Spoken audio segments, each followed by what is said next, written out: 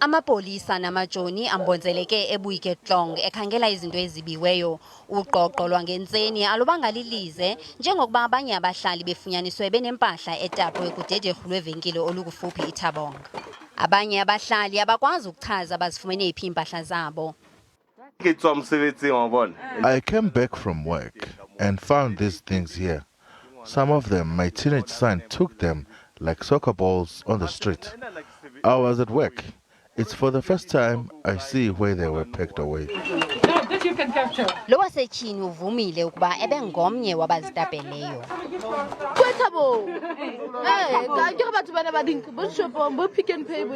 We took them at Thabong Mall. We were all taking things from Pick and Pay, so we also weren't going to fold our arms while others took stuff. We were joined by police as we took goods. We looted all the goods over 2 days. 2 days? How many days? 2 days. Kanti lo mama wabantwana ababini uthi uzitapele ngenxa yokuba ebengenakutya.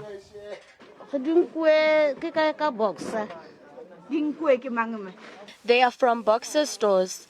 This is food. We have no food. I don't work. I stay with both my children. This was helping to feed us only.